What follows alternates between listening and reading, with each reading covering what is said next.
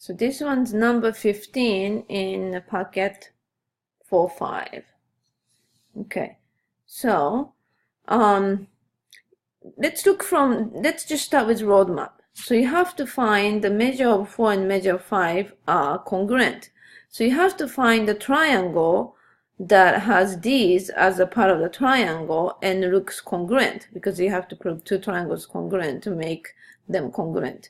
So looking at this, these are not congruent because this is way too small. These kind of look congruent, but that doesn't help because these are not the part of the triangles, right? Then it's probably this one, the MDG is congruent to MEN, right? So this is kind of like rotating a little bit with M being the center. Then if I can make these two triangles congruent, and 4 and 5 are corresponding angles.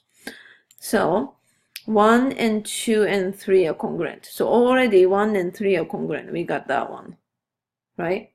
And then EN is DZ. Okay, so we got that line congruent already, right? And then 2 is congruent to 1, right? So that means this is isosceles triangle. So then these are congruent, right? So then you got the side angle side, because the EN is DZ, and these ME is MD, and these angles are congruent. So I'm going to start with writing this one because that's the longest part, right? So I start with measure of the angle 1 is congruent to angle 2. That's given, right? And then 2, so you can go, you don't have to say the triangle is isosceles, you can go straight to converse. So the segment ME is congruent to segment MD, and that is converse of isosceles triangle theorem.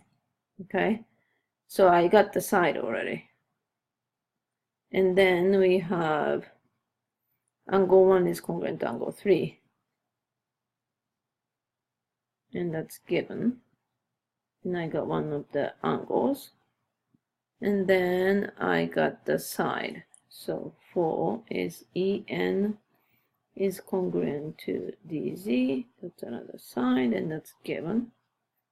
So triangle, I got the 3 statements. That's why it helps to write these things next to it, and you know that you have 3 congruent statements. So triangle MEN is congruent to triangle MDG, and that was the side angle side postulate. And then you can say that angle 4 is congruent to angle 5, and corresponding angles of congruent triangles are congruent, and you're done. So it looked very complicated, but the proof was actually pretty simple.